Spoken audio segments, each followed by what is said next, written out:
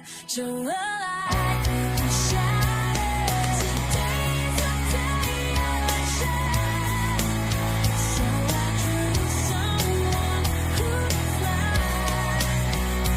For a moment I could touch the sky, lifted from these feelings I can fly.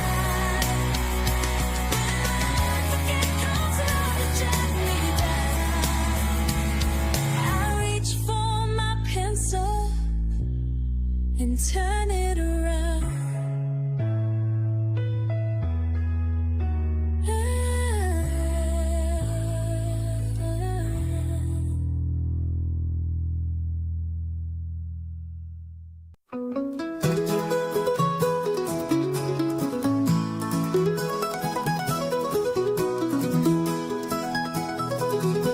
Read me a book just the other day, taught me to see things a whole new way.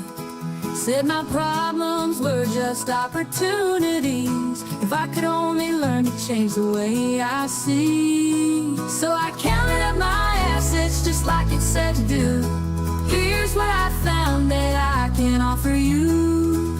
I've got 30 things I can't sell, car in the driveway that's broke as hell, $75,000 in debt, college degree that ain't been paid off yet. One sterling silver necklace a friend gave to me, and 39 years experience living in poverty. Well, I scratched my head at the bits I found, but I didn't quit yet, the advice seemed sound. Woo!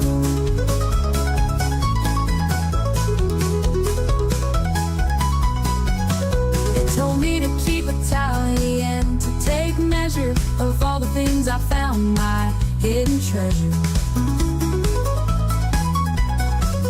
So I counted up my assets just like it said to do. Here's a few more things I can offer you. I got a voice like an angel, you can order it to go. I can write you a song, poem, or book, you know. I can teach you to paint or to draw if you please. I can speak to a large group or small with great ease. I can offer a couch to the wealthy who seek a unique experience, living poor for $5,000 a week.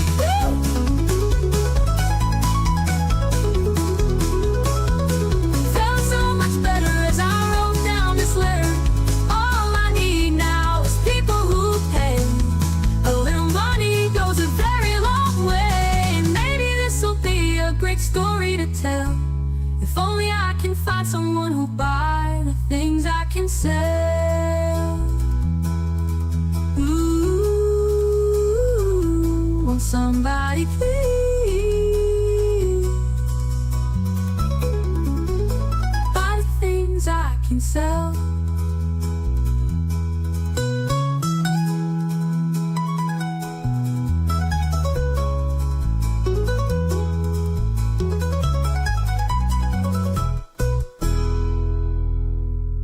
Fairy tale marketing, make your brand story sing. Sell your brand with your story, show your customers their glory. Appeal to the heart, that's where memories start. Let them know what you can do to make their happily ever after true. With fairy tale marketing, they'll never forget. Fairy tale marketing, it's a sure bet. Fairy tale marketing.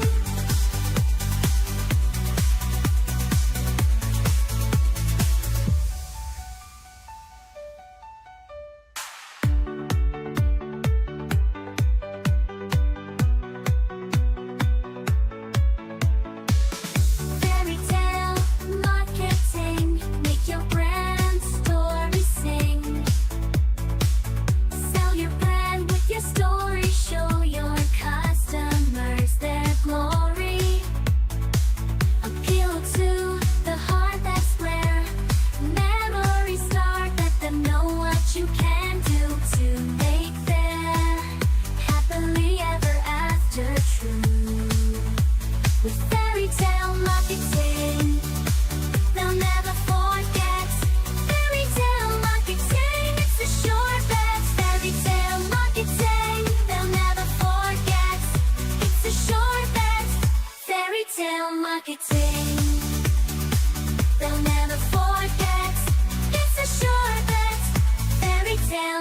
acting.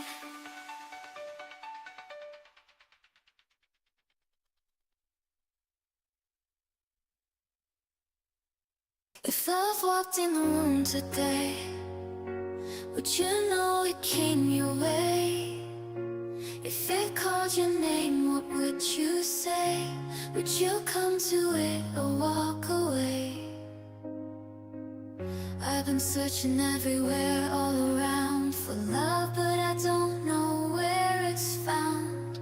Can you tell me, does it have a sound?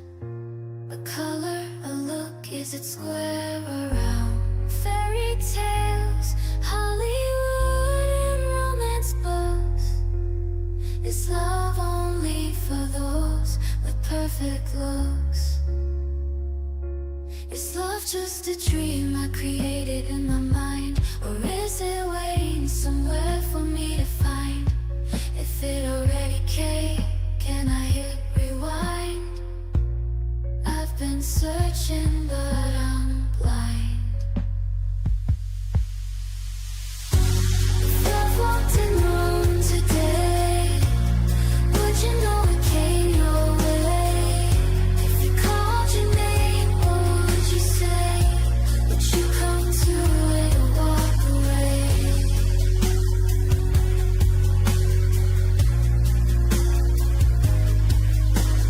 Love's just a feeling that fades away. Is it worth finding when it won't stay? If it takes all the color and leaves me gray, why do I need it? What does my heart say? If love walked in the room today, would you know it came your way? If it called your name, what would you say? Would you come to it or walk away? I think I found love, but I'm not sure. Can my heart trust that his love is pure? All I know is when he's near I feel secure. I've fallen so hard and there's no cure. No perfect body, so perfect looks. No fairy tales, Hollywood or romance books. I think love walked in the room today. I think you finally came my way. I know I couldn't walk away. I finally know what I would say. If this is love, I hope you'll stay. If this is love, I need you to stay. Please don't ever walk away. Please don't ever walk away.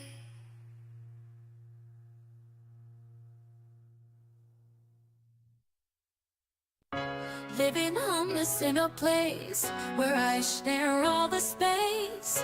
I'm grateful for what I've got, but it challenges me a lot. Like finding a place to meet. Welcome to the chat, everybody. It happens to be Saturday, October 25th, 2025. We are getting back to action. We are getting back to our story.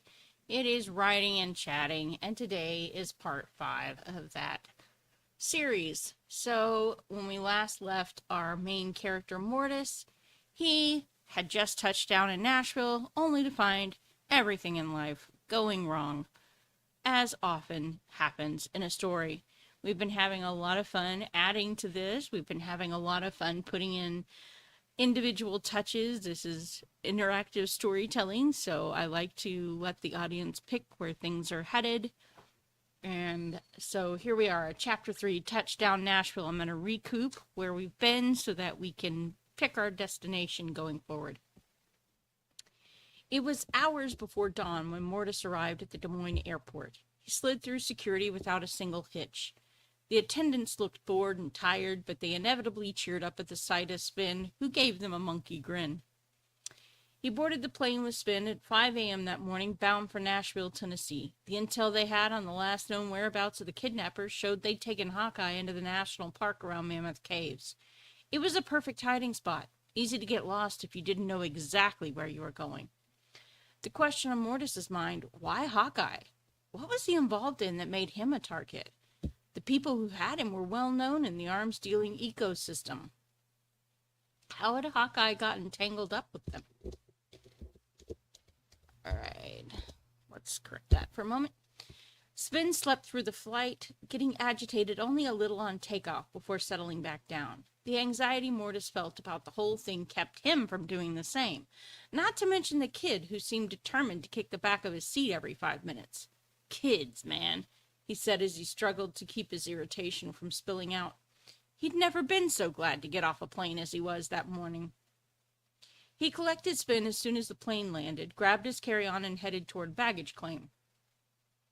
He waited as the luggage began slowly making its way onto the carousel, but when the last item loaded from the plane, he growled a bit in frustration. That's fantastic! They've lost my luggage. That luggage contained the guns for his mission and the clothes on his back. Now, how was he supposed to get Hawkeye back? All he had left was to carry on with his portable guitar and the J-rig. Freaking fantastic! He headed toward the service department, pulling his permit out of his wallet as he went. Try explaining that cargo to their claims department. He wasn't the only one, apparently. There was quite a line at the counter. He sighed and stepped out of line, went outside and pulled his cell phone from his front pocket. He sent a quick text. Mike, we've got a problem. Give me a call when you get this. It took all of about 5 minutes before Mike called him. What's up? The luggage is missing, my man. Every single thing I packed. The stuff you sent me, it's all gone, he explained. Mike dropped an F-bomb. All right, give me 20 minutes. I'll tell you where the next drop point is. Mortis sighed. Should I bother filing a claim? Mike guffawed. Yeah, go ahead. The military still loves paperwork, and it proves you didn't mishandle what was sent to you. Mortis walked back into the airport. Spin chittered in his carrier, so Mortis let him out. The monkey climbed up on his shoulder and wrapped his tail around Mortis's neck, content to sit there and observe. He handed the monkey a banana while they waited. And waited. And waited. The lady at the counter stared at him with glazed eyes. He was fairly certain she did not have any cares in the world left to give him. How may I help you, sir? She asked, while pulling a form out of a desk and sliding it across the counter. They lost my luggage, she explained. If you'll fill out the form I just handed you, we'll be happy to try and retrieve that for you. In the meanwhile, she said, pulling out a tiny bag of toiletries and handing it to him, here is an essentials kit. Mortis stared at the kit and then stared at her. Lady, I don't think this is going to do anything for me, he said, handing it back. What's in this won't help me with my essential tasks. I'm sorry to hear that, sir, she said as she handed him the clipboard. Please fill out the form and return it to me. We'll do our best to return your luggage as soon as possible. He spent the next 10 minutes filling out the form she'd requested, and another 30 minutes waiting in line to return the form to her. His phone beeped with a message from Mike containing the information about where to pick up his replacement supplies. By the time all was said and done, it was approaching noon. He headed to the rental car counter, stomach grumbling. Spin, remind me again why I agreed to this mess. Spin chittered noisily in response. The rental car staff member looked as frazzled as he felt. Yes, sir. How may I help you? I have a reservation for a rental vehicle, he said as he slid over the paperwork Mike sent in his email. Well, there's been a problem with that, the attendant said with a grimace. A problem? Mortis asked. Yes, we're all out of the reserved fleet vehicles the government allows. All we've got left is one e-bike, he explained. But I promise it's top of class. Mortis stared at the man. You've got to be kidding me. The attendant shook his head. I'm afraid not, sir. I'm afraid not. How am I supposed to fit this carry-on, myself, and the monkey on an e-bike, he growled, his patience thinning. We can affix a basket to it if you prefer, the attendant suggested helpfully. Mortis couldn't wait for this day to be over. If this was how the rest of the assignment was going to go, he hoped Hawkeye wasn't planning to be rescued anytime soon. Fine, I'll take it. He watched as the attendant affixed a 2-slot basket to the bike before strapping his carry-on to one side and Spin's carrier to the other. He mounted the bike as he asked, "Can this day get any worse?" As if in answer to his question, it began to rain. Not a small, slow, gentle rain, but the kind that left him and Spin soaking wet by the time they arrived at the new drop point. He dismissed from the bike, stinking of wet monkey, with Spin angrily tugging at his hair. "Great!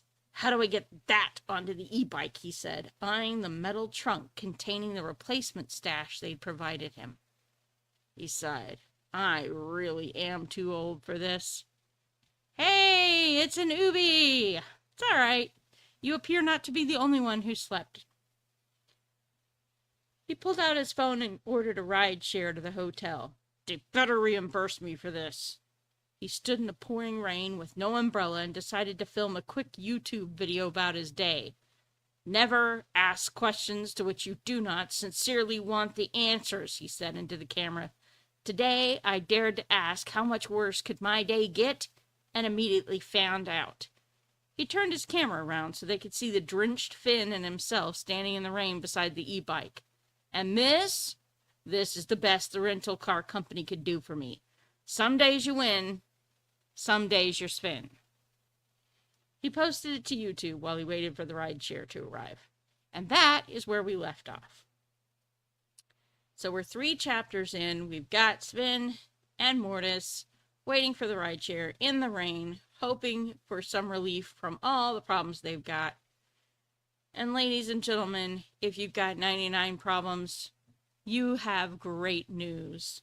What the news is it? You've got creative inspiration in abundance. If you just look at it. All right, so chapter 4. To the hotel. So, here we are. Now, we've got a rideshare driver on the way. They haven't arrived yet. Let's see, so that's about 3 pages. I usually like to keep my chapters about 3 pages long. So who is going to be the rideshare driver? This will be a new character we're introducing. It could be a short-term character that we meet once and therefore they're not going to get a name. Or it could be something interesting happens with the rideshare driver and we actually bother to keep him in the story and give him a name. And I will let you guys choose that.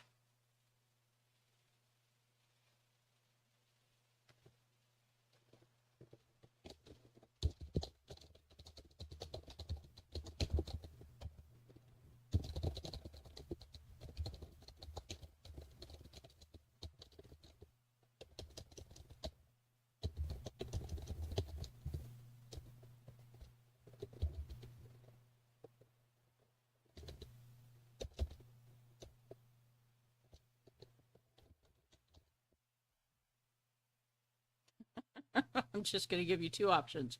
Keep the rideshare driver or let him go.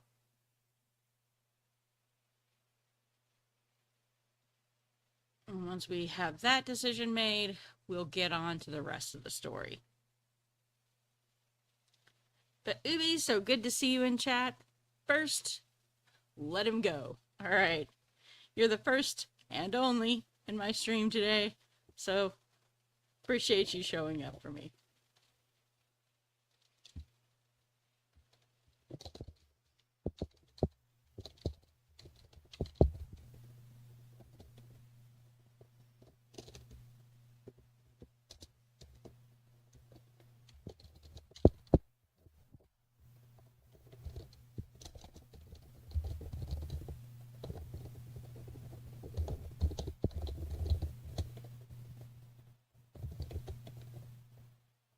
I do. That's awesome. I love lurkers.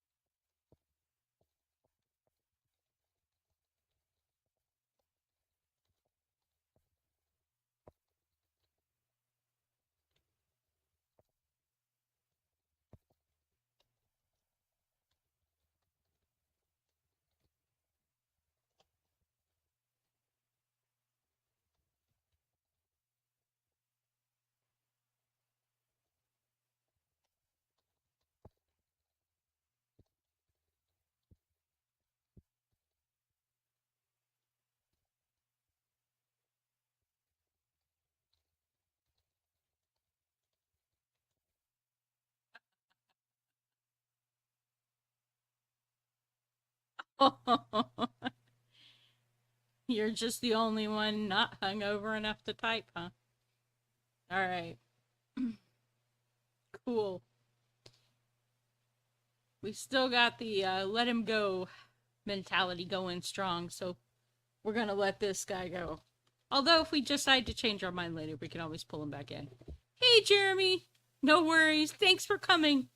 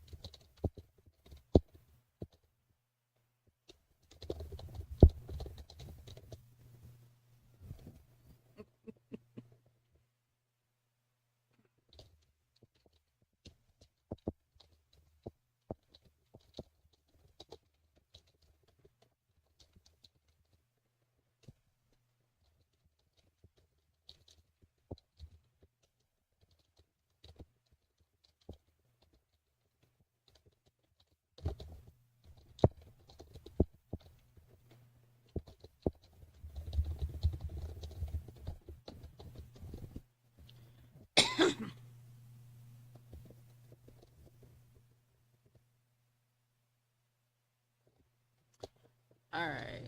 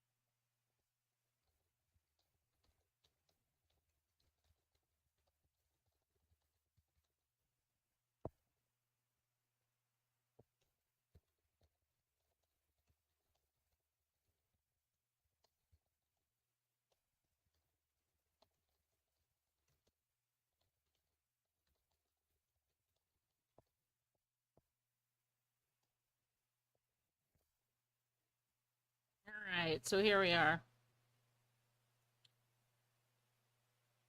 The rideshare driver arrived prepared, pulling out a sheet of plastic to throw over the upholstery before Mortis took his seat. He hitched the e-bike to the back of his vehicle and tucked Mortis's luggage in the trunk. "There's a towel waiting for you in the console, sir. Center console, sir," the man said. Whoops. Man. All right. Mortis felt grateful for the attention to detail the man showed. It was the only bright side in an otherwise dismal day. They arrived at the motel on the outskirts of town without any further incident, and Mortis left the man his last $10 as a tip, along with a glowing review. It was the best way he knew to show his appreciation. The hotel attendant looked like an interesting character. Bright pink hair, bubblegum lipstick, black corset and a white blouse over bright pink pants, and black combat boots. The gender wasn't entirely clear to him, but that just meant the attendant would have fit in at any of the concerts Mortis attended in the 80s. "Can I help you?" she or he or whatever asked as he stepped forward. "I've got a room reservation," he said, showing the email printout. The attendant stared at the paper and then began typing into the computer before looking back up. "Yes, I see the reservation. It's too early, I'm afraid, to allow for check-in. However, I'll be happy to let you store your things behind the counter." No chance of early check-in? Mortis found his hopes plummeting. All he wanted was to get into the room and relax. The attendant shook his head. "Afraid not, sweetie. We had a full house last night. It's going to be taking our girls quite a bit of time to get the rooms cleaned up." "Just my luck," he grumbled. "If you'd like, you can wait it out in our little restaurant over there. I'm sure they'll be happy to seat you," the attendant recommended. Mortis thought about his empty wallet and shook his head. "Thanks, but no thanks." And there we are for so far. All right. Now we have our next big plot point. So what is Mortis going to do while he's got this time before check-in? It's probably right about now, probably about 1:30 or 2 in the afternoon. He's got at least an hour and a half or two to kill.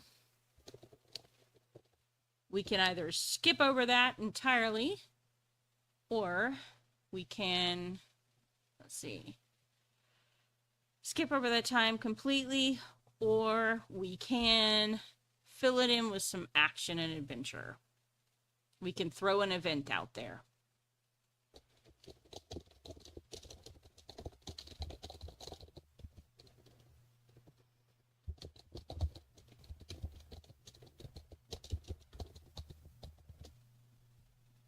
Here we go.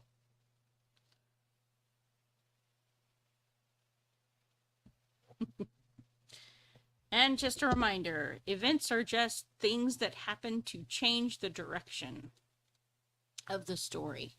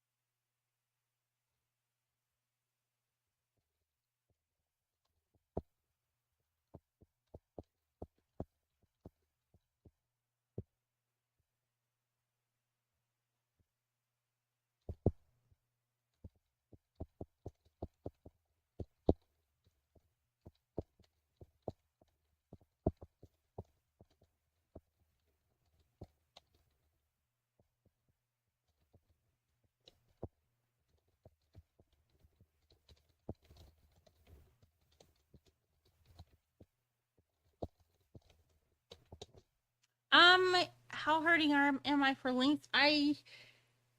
It's more of a, I can always fill in things, it's more of an opportunity to, we're not really hurting for length. We don't need to pad per se.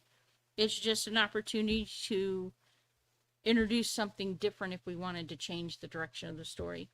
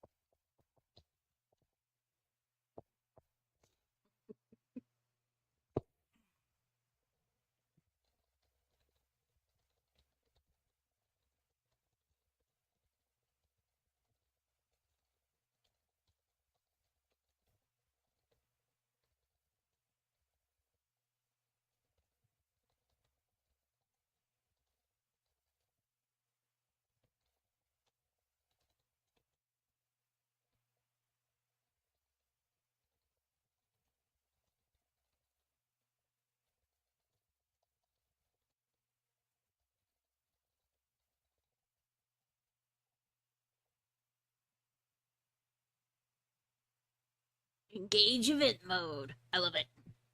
Time for the event. Doom, doom, doom.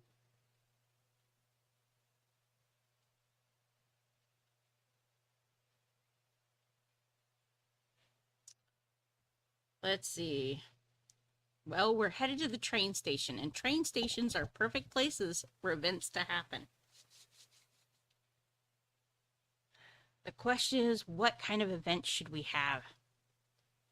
We've already dumped on this guy today. Let's pull from Brandy's past experiences and see what I can think of. I know. I'll ask you guys. What's going to be the event? Let's see.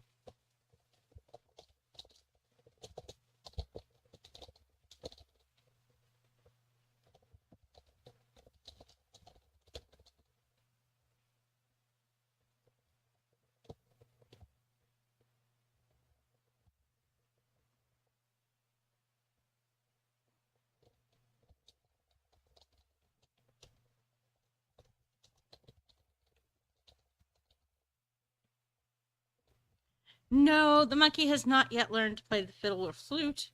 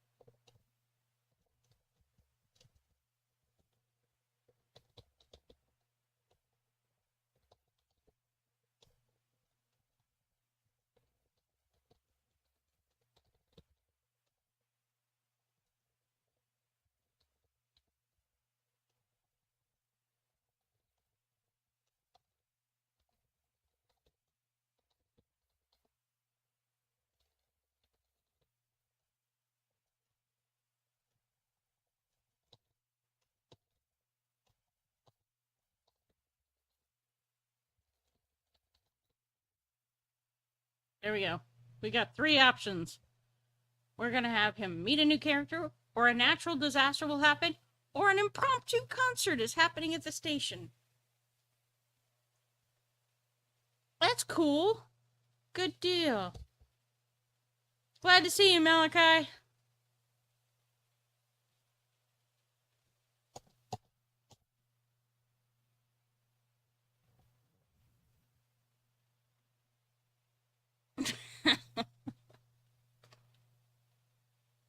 A natural disaster. You guys are really loving giving him a hard time. Poor guy.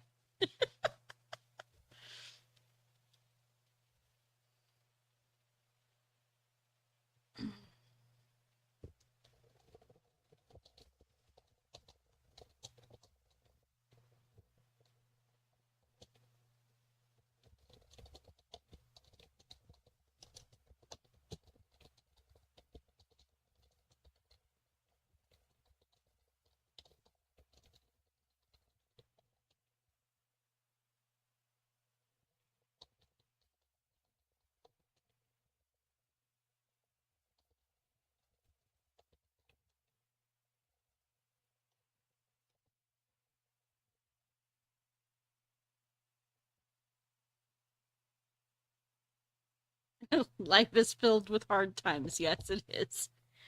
But, as I said earlier, if you have 99 problems, creative inspiration isn't one of them. And every problem is an opportunity to pour how you feel about that problem into your creativity and then turn that into something that you can leverage to get the things you need. All right. So we're going to have him.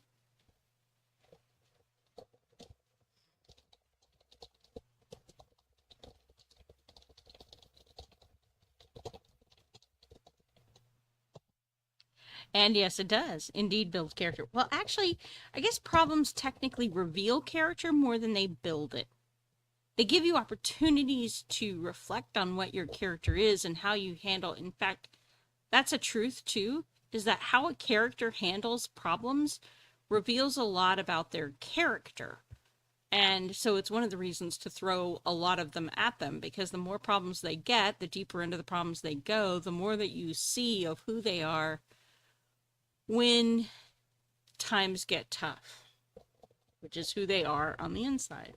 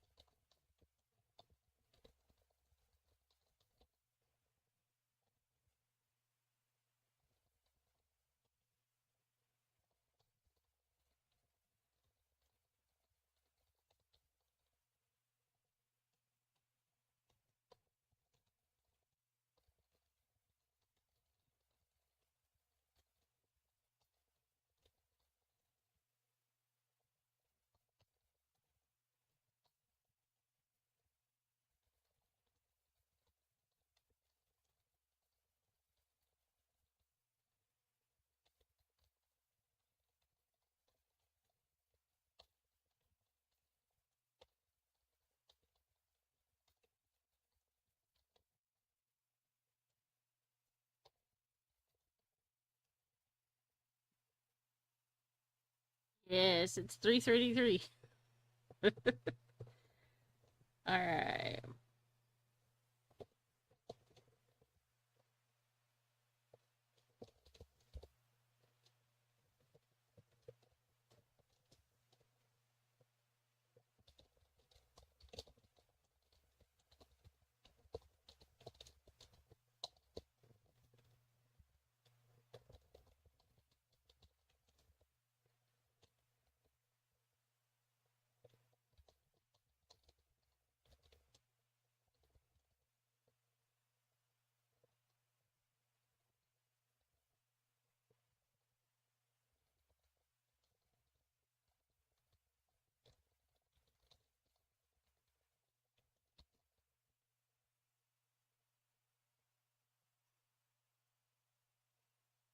No worries.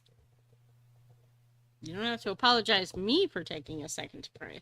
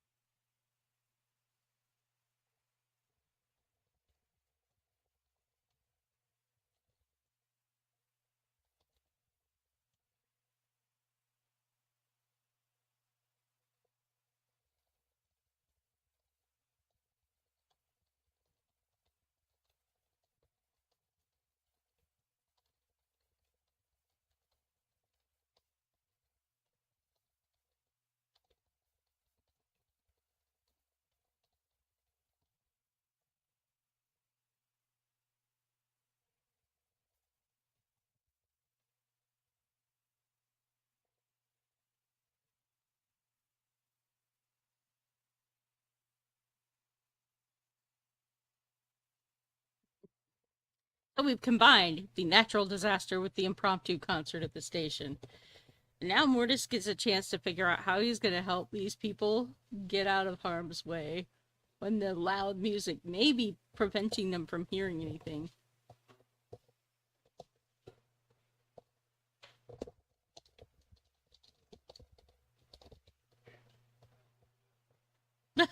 That's true too. Could be that the band's name is Natural Disaster, my husband says. Mr. Ubi.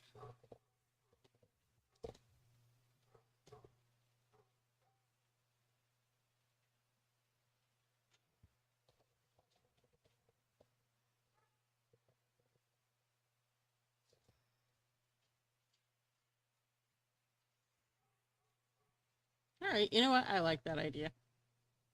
All right.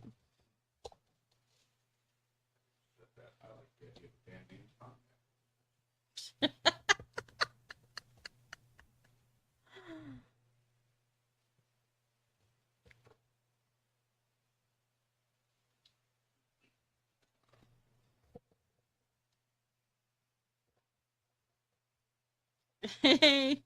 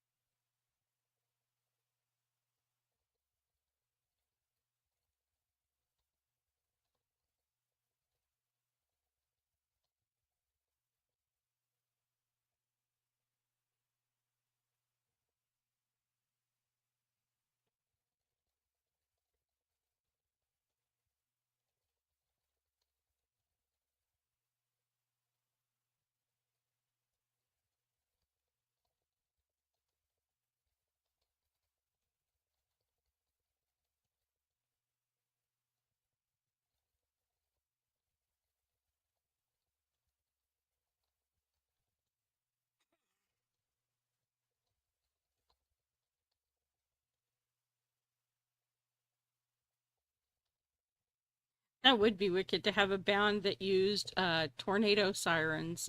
I mean, if you were called natural disaster, why wouldn't you? You know, as part of their sound.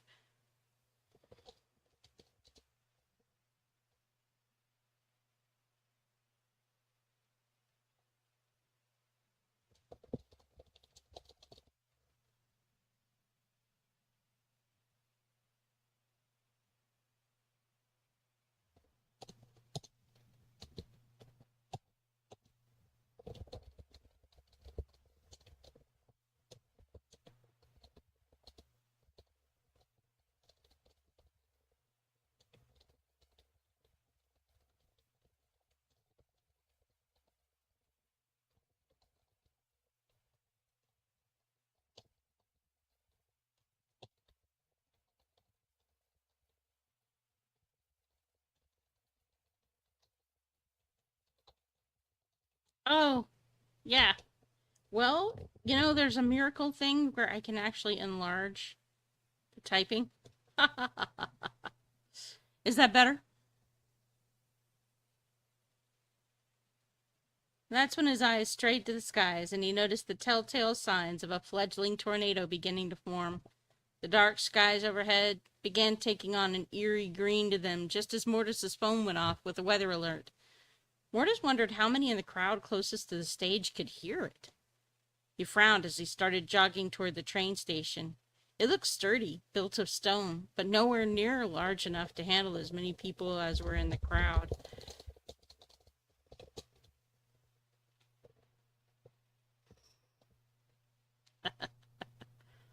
There we go. All right. A pang of guilt struck him.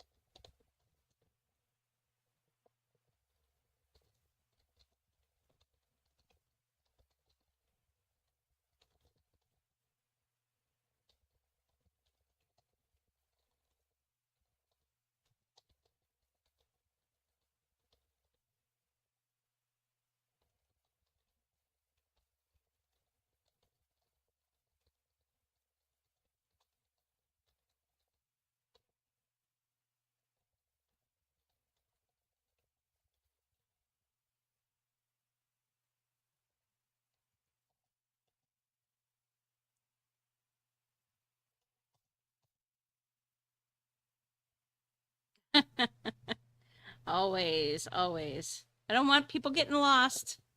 You know, you got to put your flashers and let me know when you do.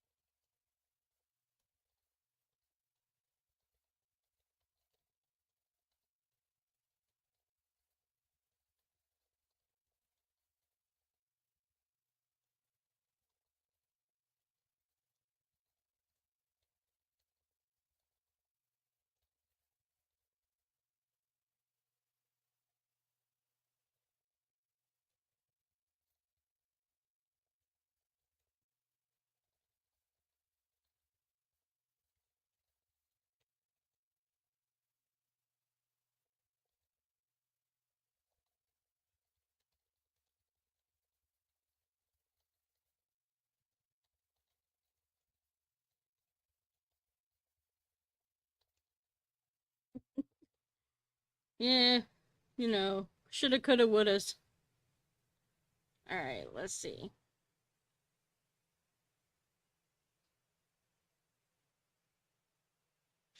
So here's where we got to.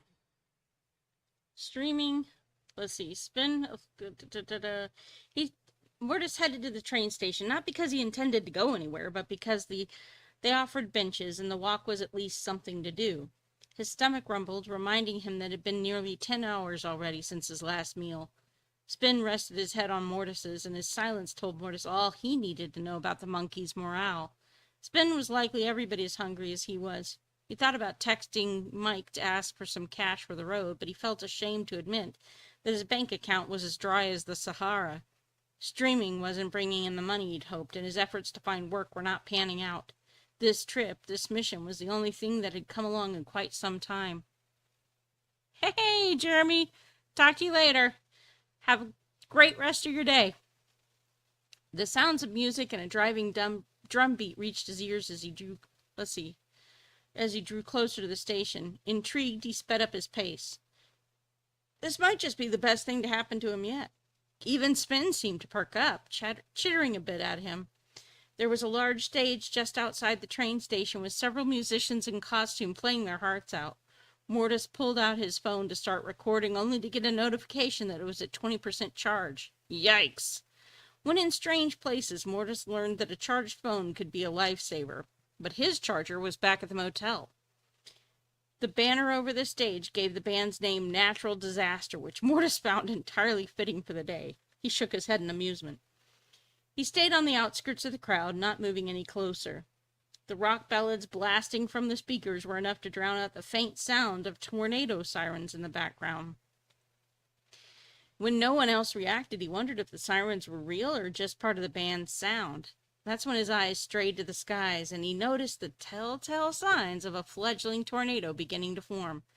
The dark skies overhead began taking on an eerie green to them just as Mortis's phone went off with a weather alert.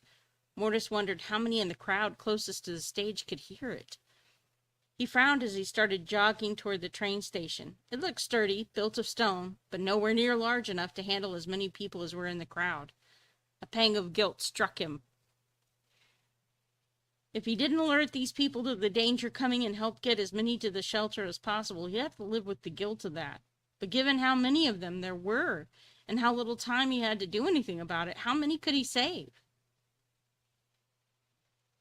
He looked for something that he could use to grab attention just as a gust of wind tore through the banner on stage and ripped down one of the awnings. Spin screeched and tugged his hair. I know, little guy, I know. We gotta do something. He decided to grab the attention of a young couple closest to him. He couldn't help everyone, but he could help those closest to him. There's a storm coming. Head to the shelter. The couple stared at him, uncomprehending, until they looked up at the sky. Their eyes widened, and they nodded, running in the direction of the station. Mortis moved toward the next couple. Spin, grab someone for me. Spin jumped off his shoulder and ran into the crowd, darting where Mortis couldn't go. The crowd in front of him began to clear out as the first fingers of the coming storm began to approach the ground. Stiff winds snapped tree limbs overhead, and the band stopped playing. Spin and he reunited as the crowd parted, everyone heading in a different direction. Mortis remained on course, fighting against the winds that pushed against him as he moved toward the train station. He should have checked the weather before leaving the motel, he chided himself. Too late for that now.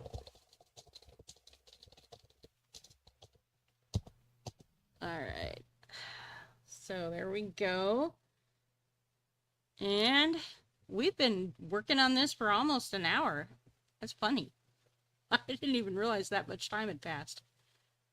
Okay. And we're at the end of a chapter, basically, so that's cool.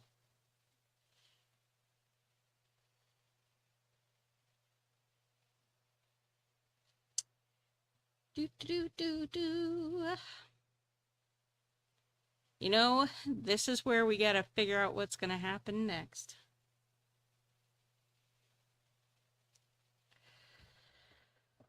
Oh.